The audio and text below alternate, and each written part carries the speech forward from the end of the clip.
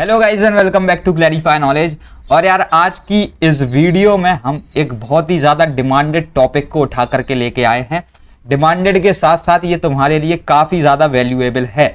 ठीक है, पहली बार यूट्यूब पर जो है ना फंक्शंस के प्रोग्रामिंग का वन शॉट हो रहा है।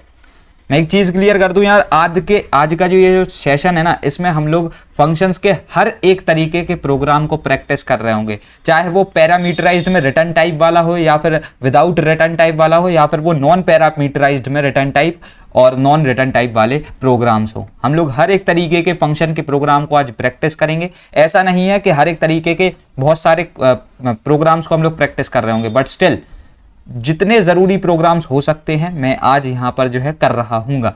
ठीक है, so first of all start करने से पहले I just want to remind you of Code is Easy. It is our course on our app and on our website. ठीक है, Code is Easy link is in the description box. If you want to enrol बहुत ज़्यादा फायदा हो जाएगा। वहां पर हम लोग ICSE 9th एंड 10th की जावा प्रोग्रामिंग को एक इंटीग्रेटेड एंड सिंपलेस्ट वे में जो है करा देते हैं। ठीक है, वहां पर तुमको मिलते हैं live interactive classes and after that तुमको मिलते हैं लाइव डाउट क्लियरेंस सेशन। ठीक है, और हमारे यार जो लाइव डाउट क्लियरेंस सेशन होते हैं वो बहुत ही ज़्यादा इंटरेक्टिव होते हैं। वहां पर तुमको बहुत ही अच्छा सपोर्ट मिलता है। देखो यार, उसमें चीज़ें कुछ ऐसी रहती हैं कि तुमको कोई भी डाउट पूछना है तो ऐसा नहीं है कि तुमको चैट में लिखना होगा। ठीक है, we interact with you on the personal level, कुछ ऐसे तरीके से कि डायरेक्टली वॉइस चैट या फिर वीडियो चैट जो है in mid of the class student कर सकते हैं। उसके बाद आते हैं तुम्हारे लाइव प्रैक्टिस सेशंस। ठीक है, प्रैक्टिस की जिम्मेदारी भी हम लोग लेकर के लाइव प्रैक्टिस सेशन अरेंज कर देते हैं। ऐसा नहीं है कि तुमको बस प्रैक्टिस करने के लिए क्वेश्चंस दे दिए और फिर तुम प्रैक्टिस कर रहे हो, नहीं। लाइव सेशन में आकर के टीचर डायरेक्टली तुम्हारे साथ जो है प्रैक्टिस कर रहा होता है। उसके बाद प्रैक्टिस असाइनमेंट्स मिलते हैं। अभी तक बहुत ही कम असाइनमेंट्स हमने दिए हैं, एक बार बस दिए गए थे, बट स्टिल जो असाइनमेंट्स हैं ये भी सिर्फ इसलिए दे दिए जाते हैं कि additionally if you just want to practise more and more question वो भी तुमको मिलेंगे। ठीक है, बट स्टिल हम प्रैक्टिस सेशन में ही इतने सारे प्रोग्राम्स को प्रैक्टिस करा देते हैं कि तुमको लगने लगता है हाँ यार बहुत है। उसके बाद तुमको मिलते हैं एग्जॉस्टिव रिवीजन नोट्स। ठीक है, which are just very good thing for your revision. उसके बाद MCQs की टेस्ट सीरीज भी वहां पर अवेलेबल है अभी, और सेमेस्टर 2 में भी तुमको मिलने वाला है हाईली एक्सपेक्टेड क्वेश्चन बैंक। ठीक है, तो तुम यहाँ से ये चीज़ों को देख सकते हो और उसके बाद तुम्हारे पास और भी बहुत सारी चीज़ें जो है तुमको देखने को मिलती हैं। अब मैं तुमको एक चीज़ बता दूं यार, if you just want to enrol in code is Easy, link is in the description box. अब तुम प्राइसिंग की सोच रहे होगे, ठीक है भैया आपका कोर्स है, अच्छी बात है, कितने का है? 10,000, 15,000, 20,000, अच्छा 7-8 हज़ार का होगा ना? नहीं यार, the course actually cost 1,000 rupees only for 2 years। ठीक है, तुम्हारा ICSE 9th एंड 10th का प्रोग्रामिंग हम लोग इंटीग्रेटेड वे में करा देते हैं at just price point 1,000 rupees. तो तुम एक चीज को समझ सकते हो कि हाँ you are getting the valuable content at a lowest price possible, तो तुम इसके लिए जा सकते हो। उसके बाद भी यार अभी दिवाली आ रही है ऑब्वियसली, ठीक है, तो तुमको दिवाली ऑफ भी देखने को मिलने वाला है। और दिवाली ऑफ में चीजें कुछ ऐसी होंगी कि तुमको वहां पर 1,000 रुपीज जो है उस पर भी तुमको 20% एडिशनल ऑफ मिलेगा if you just want to purchase the course. तुमको यहाँ पर बस दिवाली कूपन कोड का जो है इस्तेमाल करना होगा और यहाँ से तुमको जो है ना एडिशनल 20% ऑफ मिलेगा, जिसके बाद ये पूरा 2 साल का इंटीग्रेटेड सिलेबस का कोर्स तुमको eight the and 800 rupees cost करता है। ठीक है, विच इज इट्स लाइक फिर तो यार क्या ही रह गया ना, पूरा 1 साल अगर तुम देखते हो 365 डेज होते हैं और 1 साल के सिलेबस के लिए 400 रुपीज कॉस्ट कर रहा है, विच इज लाइक 1 रुपए पर डे जो है पूरी चीज पड़ती है, 1 रुपीज फॉर अ डे। समझ सकते हो, इट इज हाईली कंसीडरेबल। ठीक है, सो अब स्टार्ट करते हैं विथ योर फंक्शंस। ये जो नोट्स हैं यार ये तुमको हमारी वेबसाइट पे अवेलेबल मिल जाएंगे। इसकी जो लिंक है वो डिस्क्रिप्शन में नहीं है, you just can go on the Google, search करना वहां पर ICSE class 10th functions notes. ठीक है, ये जो नोट्स हैं वो वहां पर तुमको अवेलेबल दिख रहे होंगे। गूगल पे तुम 2-3 बार पेज जो है ना स्क्रॉल करोगे वो हो जाएगा। इसकी लिंक हम लोग यार यहाँ पर शेयर नहीं कर सकते हैं, that's why I am asking you कि अगर तुमको ये नोट्स एक्सेस करने हैं just go on Google, search करना ICSE class 10th functions computer applications notes. ठीक है, तो तुमको या फिर कर सकते हो ICSE class 10th functions notes, तो तुमको 2-3 पेज शायद स्क्रॉल डाउन करने पड़े, बट स्टिल ये नोट्स तुमको हमारी वेबसाइट पे मिल जाएंगे ऑन clarifyknowledge.in। ठीक है, सो अब स्टार्ट करते हैं। फर्स्ट ऑफ ऑल देखो यार फंक्शंस क्या है। ठीक है, अब मैं तुमको यार एक चीज बता रहा हूं, ये जो फंक्शंस का प्रोग्रामिंग पार्ट है it is taken from the part user defined methods. जो तुम्हारा एक चैप्टर है ना यूजर डिफाइंड मेथड्स, ये उससे होता है। अब पहले से तुमने फंक्शंस को जो है यूज कर रखा है न्यू क्लास 9, जैसे कि मैथ क्लास के फंक्शन यूज करे थे, लेकिन स्टिल यहां पर अब तुम यूजर डिफाइंड फंक्शन की बात कर रहे हो। अब जो ये पहले से जो बने हुए फंक्शन थे उनका तुम यूज कर चुके हो, ठीक है। तो let's have a better understanding through them only, कि देखो जैसे तुमने उनको यूज किया था, समझना अच्छे तरीके से, प्री बिल्ट फंक्शन जो पहले से बने हुए थे उनको तुम एट द एंड यूज कैसे करते थे। जैसे कि एक फंक्शन लेते हैं मैथ क्लास का, math.sqrt, ठीक है। तो तुमने इसमें कोई भी एक तुम इनपुट दे देते, ठीक है, इनपुट तुम दे देते थे लाइक math.sqrt, और यहां पर तुमने इसका जो पैरेंथेसिस है इसमें तुमने वैल्यू डाल दी लाइक 25.0, ठीक है। ये जो तुमने अभी किया है इट इज द इनपुट, ठीक है। अब इसके बाद यार तुमको पता है दैट द फंक्शन math.sqrt उस पर जो है स्क्वायर रूट अप्लाई कर देता है, जिसकी वजह से जो उसका रूट होता है बेसिकली वो हमको मिलता है, ठीक है। तो इसके बाद जो आउटपुट आएगा, समझ रहे हो, जो आउटपुट आएगा that will be what, it is equal to 5.0, समझ गए। And that is a point कि ये इस तरीके से जो है वर्क कर रहा होता है, ठीक है। सो बात क्या है, एट द एंड कोई भी एक फंक्शन है उसमें तुम एक इनपुट देते हो उसकी पैरेंथेसिस में, एंड एट द एंड तुमको एक रिटर्न टाइप यानी एक रिटर्न वैल्यू मिलती है जिसको तुम आउटपुट कंसीडर करते हो, ठीक है। अब same goes for your user defined functions. अब ये जो फंक्शंस थे ना यार, ये जावा में पहले से अवेलेबल थे, पहले से बने हुए थे, लेकिन अभी हम बात कर रहे हैं यूजर डिफाइंड फंक्शंस के बारे में, specifically about user defined functions. तो यहां पर ये सारी चीजें तुम्हारे लिए जो है तुमको खुद बनानी पड़ेंगी। तुम किसी भी एक फंक्शन को क्रिएट कर रहे हो to perform a specific task, तो उसमें देखो फर्स्ट ऑफ ऑल हम इसके जो है थोड़े से थ्योरेटिकल पार्ट के बारे में जान लेते हैं, because it is necessary. Still मैं तुमको एक चीज क्लियर कर दूं, ये चीज हमने एक वन शॉट सेशन बनाया था, ठीक है, यूजर डिफाइंड फंक्शंस का, उस वीडियो को देख लेना, उसकी लिंक भी डिस्क्रिप्शन में मैं डाल दूंगा, पूरा थ्योरेटिकल पार्ट वहां पर कवर्ड है, ठीक है। तो उसको भी तुम देख सकते हो, उसमें ये सारी चीजें पहले से कवर्ड है, अगर तुमको ये आती हैं तो तुम स्किप कर सकते हो, ठीक है। बट स्टिल देखो यार, कोई भी एक फंक्शन तुम बनाओगे, ठीक है, उसमें सबसे पहले तुमको एक एक्सेस स्पेसिफायर रखना होता है, ठीक है। एक्सेस स्पेसिफायर क्या होता है भैया, देखो वही जो पब्लिक, प्राइवेट, ठीक है, और प्रोटेक्टेड, ये जो तीन चीजें होती हैं, इट माइट बी एनीथिंग, ये जो तीन चीजें होती हैं इनमें से कोई, यानी ये जो है ना, इनको एक्सेस स्पेसिफायर कहते हैं, क्योंकि ये किसी भी एक फंक्शन की, एक कोड की, एक ब्लॉक ऑफ कोड की, ठीक है, उसकी एक्सेस को स्पेसिफाई करते हैं, उसकी एक्सेस के स्कोप को स्पेसिफाई करते हैं, that's why they are known as access specifier,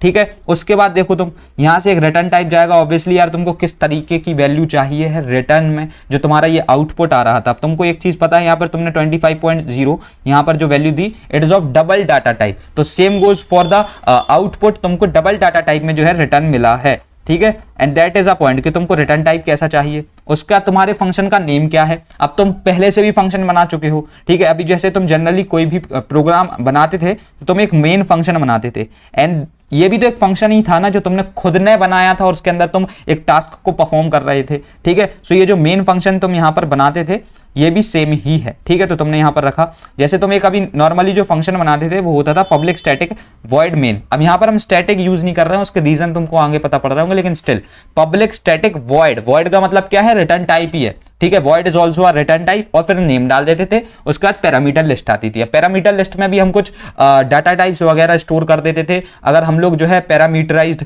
input use कर रहे होते थे, ठीक है। मैं बहुत अच्छे से डेप्थ में समझा रहा हूं, बिकॉज आई वांट यार this is a high time that you should understand functions, ठीक है। That's why I am making this video totally free. तुम्हारे लिए ये वीडियो को मैंने फ्री सिर्फ इसलिए ही रखा है that if there is a point कि तुम यहां पर अफोर्ड नहीं कर सकते हो तो तुम देख लो, ठीक है।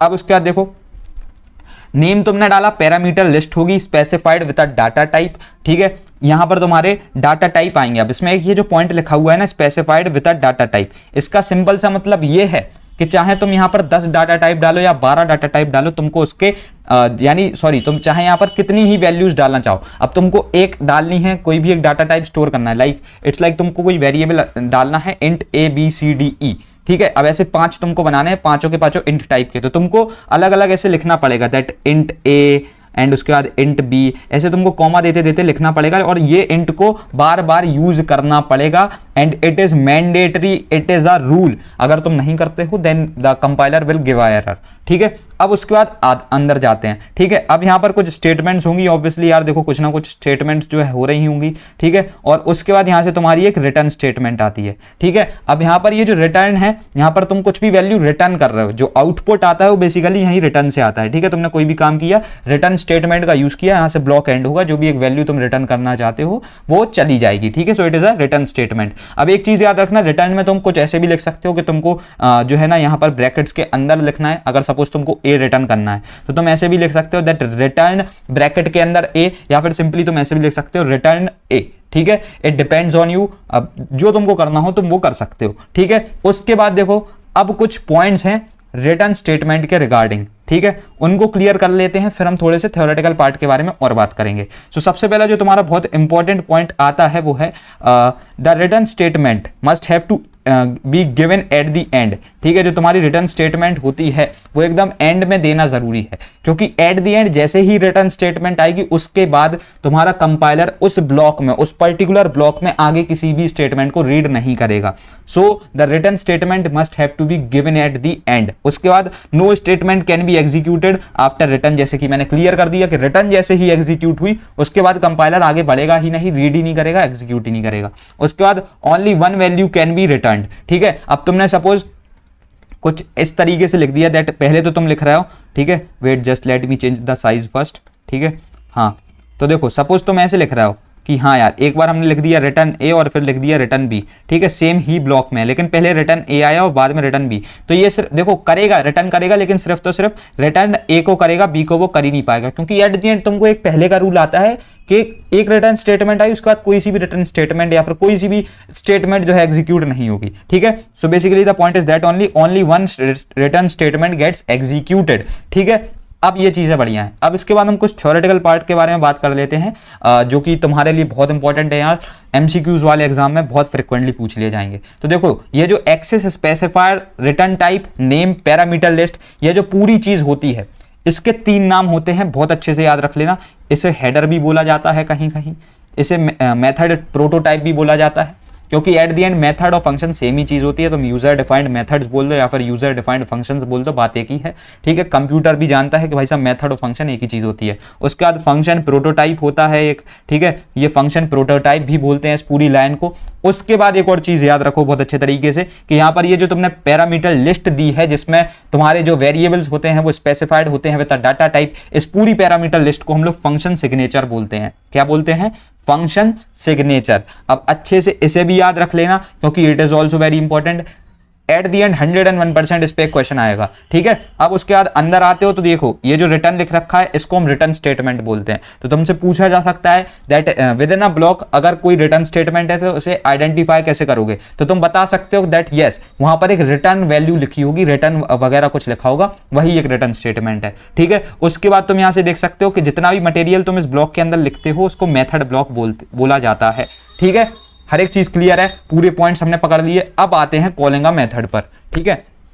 सो अब बेसिकली तुम इस प्रोग्राम के थ्रू सब कुछ समझ रहे होगे। आई वांट कि आज मैं तुमको प्रोग्रामिंग भी बहुत अच्छे से सिखा दूं, ठीक है। इससे पहले एक मैंने यार प्रोग्रामिंग की लाइव स्ट्रीम करी थी, उसके बाद बहुत ही अच्छा रिस्पॉन्स जो है हमको देखने को मिला था कि हाँ लोग ऐसा भी कह रहे थे कि बहुत ही अच्छे तरीके से उनको प्रोग्रामिंग समझ में आई। मैंने भी अपने लेवल पे पूरा ट्राई किया था, तुमको पता ना हो यार तो उस लाइव स्ट्रीम में शायद 10 से 12 या 14 बच्चे 2 घंटे तक कंटिन्यूसली बैठे रहे थे, तब मुझे यार बहुत अच्छा लगा था, ठीक है। Sorry for the background noises, I am अभी स्टूडियो में थोड़ी सी दिक्कत है, ठीक है, दिवाली की सफाई ऑब्वियसली। तो अब इधर से तुम देख सकते हो यहाँ पर, ठीक है, कॉलिंग अ मेथड, यहाँ पर हमने वही लाइनें लिखी। मैं एक और चीज क्लियर कर दूं, अगर तुम प्रोग्रामिंग में एस करना चाहते हो एक चीज याद रख लेना, ये import Java dot यूटिल dot extract calling class new method, ये पब्लिक डबल, यानी ये जितनी भी स्टार्टिंग की लाइन्स होती हैं जो कि मैंडेटरी होती हैं लिखना, इन्हें हर बार लिखना। अगर इनके बिना प्रोग्राम बनाना स्टार्ट कर देते हो तो मैं तुमको यार गारंटी दे सकता हूं इस बात की, ठीक है, तुम कहीं ना कहीं जब बाद में प्रोग्राम लिखोगे सब्जेक्टिव वाले बोर्ड एग्जाम में तुम सफर कर रहे होगे।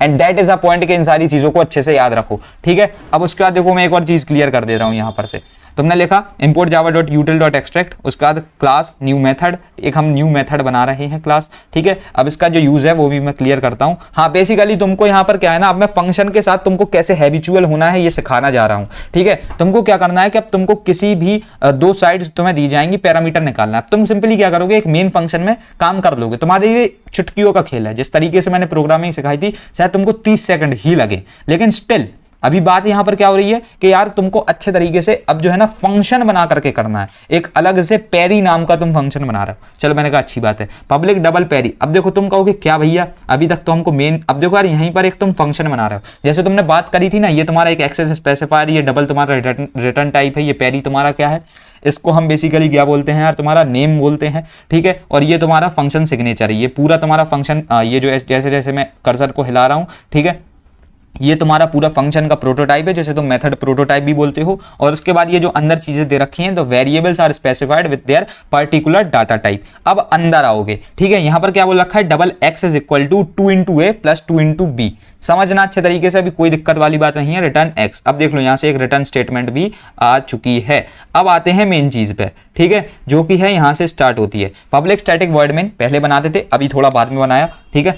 स्ट्रिंग args वही नॉर्मल सी चीजें, यहां पर तुमने scanner sc is equal to new scanner, एक स्कैनर बनाया। यहां पर अब देखो तुम कर क्या रहे हो, तुमने यहां पर डबल ए लिया और डबल बी लिया, ठीक है, यहां से तुमने वैल्यूज ले ली, ठीक है, डबल ए और बी में तुमने वैल्यूज ली, समझ रहे हो, अच्छे तरीके से समझना, ठीक है। उसके बाद तुमने क्या बोला, न्यू मेथड ओबी। देखो अब तुम क्या कर रहे हो ना, एक ऑब्जेक्ट क्रिएशन कर रहे हो, यहां पर क्या कर रहे हो, ऑब्जेक्ट क्रिएशन कर रहे हो। ऑब्जेक्ट पहले से तुमको बनाना आता हो, जैसे तुम यार यहां पर भी स्कैनर का ऑब्जेक्ट बनाते थे फ्रॉम द क्लास system.in, अब सेम में यहां से तुम बना रहे हो new method ob is equal to new method, ठीक है। यहां से हमने ये चीज समझ ली। अब उसका देखो मैं कर क्या रहा हूं, double z is equal to ob dot new method l b, ठीक है। अब देखो यहां पर हमने एक चीज करी क्या है, ठीक है, यहां पर तुमने ए और बी को भेजा है, सॉरी एल बी नहीं था, यहां से तुमने ए और बी को यहां पर भेजा है, ठीक है, यहां पर तुमने भेजा है। अब अगर तुम चाहो तो एल बी भी कर सकते थे, तो तुमने यहां पर वैल्यूज को भेजा, ठीक है, वो यहां पर गई डबल एक्स में, इधर पे वो एग्जीक्यूट होंगी, यहां से जो भी होगा, और रिटर्न स्टेटमेंट जो भी भेज रहा होगा, जो भी रिटर्न वैल्यू जाएगी, ठीक है, रिटर्न एक्स जो भी जाएगा, समझ रहे हो, डबल टाइप का है ना, देख लो, तो वो ये डबल जेड में स्टोर हो जाएगा, and system dot out dot println the perimeter is Z.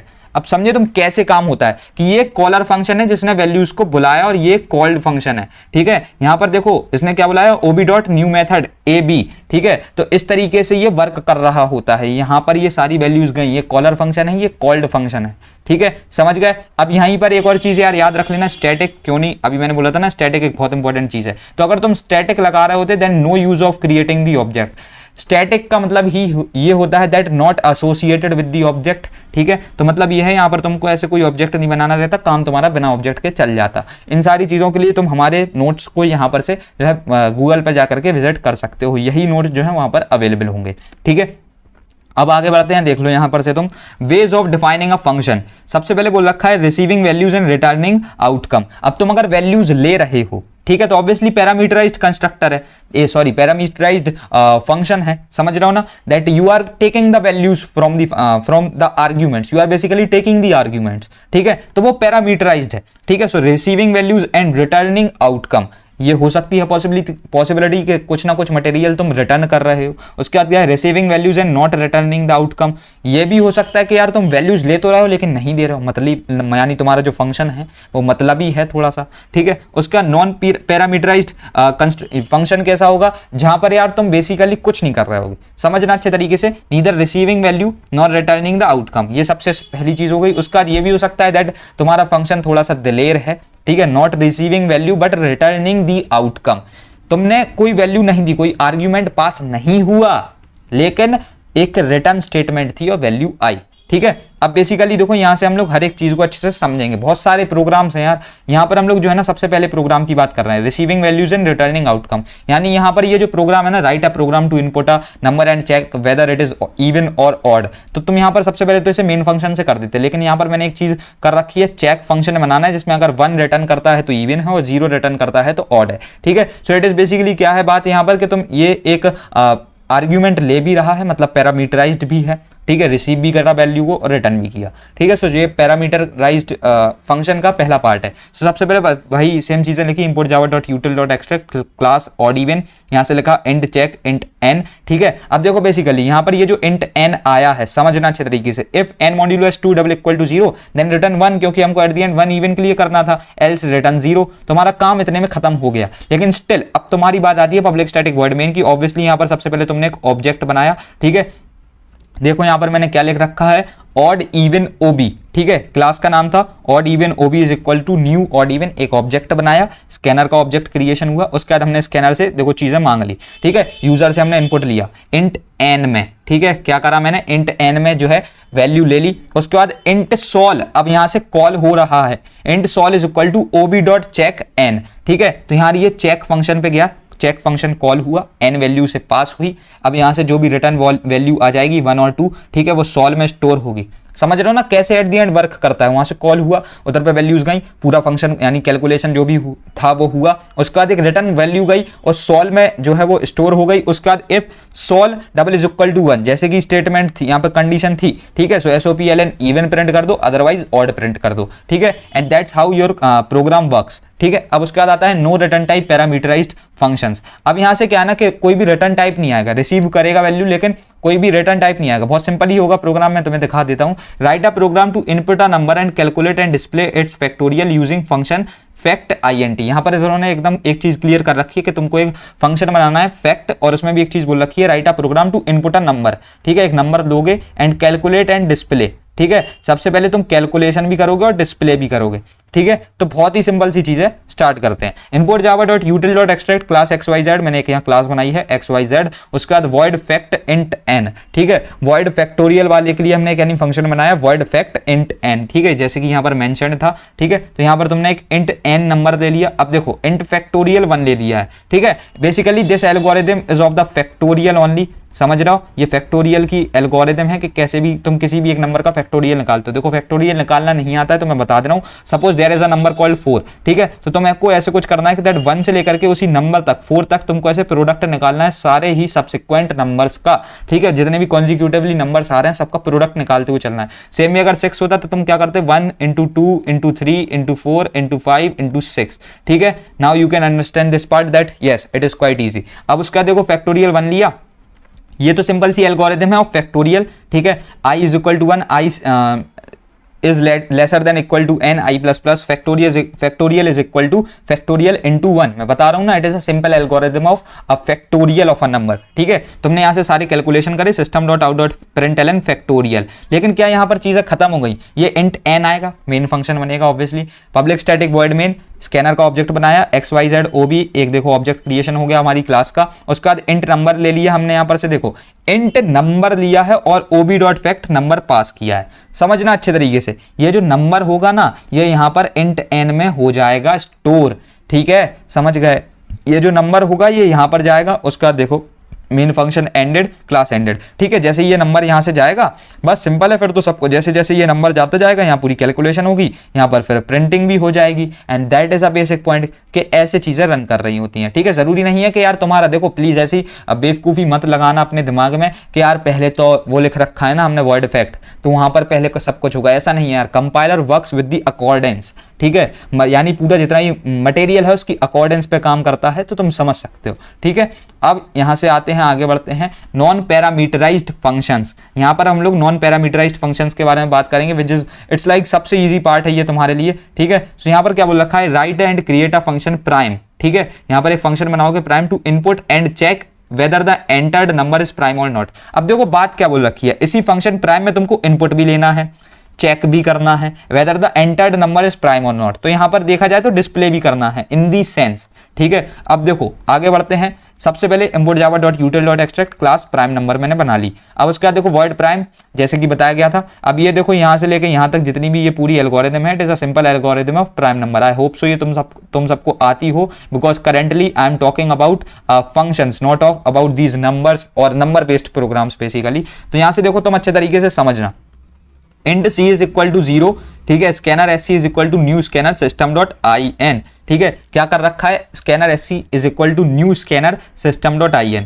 अब देखो यहां से अच्छे तरीके से, int n is equal to SC dot next INT, for int I is equal to 1, I should be lesser than equal to n I plus plus, ठीक है, क्या बोल रखा है, for int I is equal to 1, I should be less than equal to n I plus plus, ठीक है। अच्छे से समझ लिया ना कि हाँ ऐसे तरीके से जो है पूरी लूप लिखती है। उसके बाद if n modulus I double equal to 0 C++, ये काउंटर वेरिएबल है basically. It's like it is suggested कि अगर ये चीज तुमको थोड़ी बहुत दिक्कत भी दे तो तुम यहाँ से एक बार पहले इस वीडियो को स्किप करके दूसरी वीडियो कहीं पर भी यूट्यूब पर जाना, देयर इज अ खजाना फॉर यू, तो वहां से तुम प्राइम नंबर की एल्गोरिथम समझ लेना, ठीक है। बट स्टिल अगर आती है देन नो इश्यूज। उसके बाद देखो if C double is equal to 2, तो तुम समझ सकते हो कि यहाँ 2 फैक्टर्स हुए, ठीक है। तो SOPLN प्राइम और उसके बाद else not a prime number, ठीक है। तो सब देख सकते हो हमने यहाँ पर इनपुट, उसके बाद तुम्हारा कैलकुलेशन और उसके बाद तुम्हारी डिस्प्लेइंग, सब चीजें यहां पर कर दी। तो भैया वर्ड मेन फंक्शन नहीं बनेगा? नहीं भाई, ऐसा कुछ नहीं है, बनेगा, ठीक है। तो हमने यहां पर क्या किया, पब्लिक स्टैटिक वर्ड मेन बनाया। उसके बाद देखो prime number OB is equal to new prime number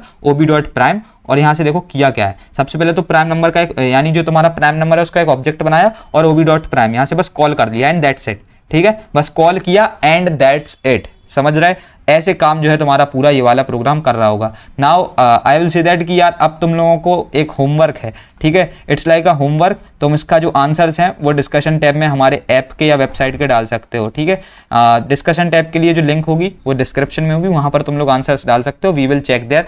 photo भी डाल सकते हो, PDF भी डाल सकते हो, it is up to you. तो यहाँ पर बेसिकली देखो तुमको करना क्या है, अच्छे से समझना बहुत दैट यहाँ पर ये जो प्रोग्राम है ना प्राइम नंबर का, इसी में अब तुमको एक कुछ रिटर्न खेलना है, ठीक है। तुम कुछ रिटर्न करोगे, क्योंकि एट द एंड तुमने देखा होगा कि हमने नॉन पैरामीटराइज्ड कंस्ट्रक्टर में अभी, यानी सॉरी नॉन पैरामीटराइज्ड फंक्शन में, पता नहीं क्यों कंस्ट्रक्टर बार बार आ रहा है, बट स्टिल हाँ फंक्शन में यार तुमको क्या करना है कि अभी तुमने यहाँ पर रिटर्निंग वैल्यूज नहीं देखी है, ठीक है। तो अब बस तुमको वही करना है दैट इफ देयर इज 1, ठीक है। तुमको यार सिंपल सी एक चीज आजमानी है, अगर 1 है तो इवन है, ठीक है। Sorry it is a prime number, ठीक है। तुम एक रिटर्न वैल्यू लोगे और मेन फंक्शन में ये सारी चीजें कर रहोगे। अगर 1 आता है तो प्राइम है, अगर 2 आता है, ठीक है, और तो ये क्या है ना, it is not a prime number, ठीक है। और ये सारी चीजें तुम लोग जो है मेन फंक्शन में कर रहे होगे, समझ गए? रिटर्न वैल्यू के हिसाब से अब काम करना है। So it is a homework, you can post this on our discussion tab, link is in the description box. तो हमने आज हर एक चीज को देख लिया है। Now it is suggested to you all that you must have to enrol in code is easy, ठीक है। इट इज सजेस्टेड कि तुम यार करो एनरोलमेंट, ठीक है। क्योंकि यार देखो अभी जो प्राइस पॉइंट है वो बहुत ही कम है, तुम समझ सकते हो इस बात को that the price point is very very very very less. तुम कर सकते हो, इट इज हाईली कंसीडरेबल, ठीक है। अब उसके बाद में मैं एक चीज क्लियर कर दूं यार, कोड इज इजी में आओगे, यहाँ पर हमारी कोई इंटरेक्शन नहीं हुई, वहां पर बहुत ही अच्छी लेवल की इंटरेक्शन होती है। सेमेस्टर 1 का सिलेबस ऑलमोस्ट कंप्लीट होने वाला है, फंक्शंस एंड कंस्ट्रक्टर पार्ट ही रह गया है। So if you just want to make that part good, तुम अभी से एनरोलमेंट आज ही के आज कर लो, it is highly suggested. And उसका जो सेमेस्टर 2 होगा उसमें यार बहुत सारे नए नए टीचर्स एक्सपोज हो रहे होंगे। अभी जनरली मैं ही क्लासेस लेता था, क्योंकि हमारे पास जो सेमेस्टर 1 में स्ट्रेंथ थी एज एक्सपेक्टेड थोड़ी सी कम हो गई थी। सो हमने क्या किया था कि मैंने ही क्लासेस ले ली थी। सेमेस्टर 2 में बहुत सारे नए टीचर्स एक्सपोज होंगे, ठीक है। So that is a basic point कि यार अभी तुम लोग एनरोलमेंट कर सकते हो। सेमेस्टर 2 में प्राइस हाइक बढ़ेगा, क्योंकि तब server costing in mid of the academic year थोड़ी सी बढ़ जाती है, if you just talk about the LMS, ठीक है। सो भैया यहाँ पर आप लोग ये सारी चीजों को कर सकते हो।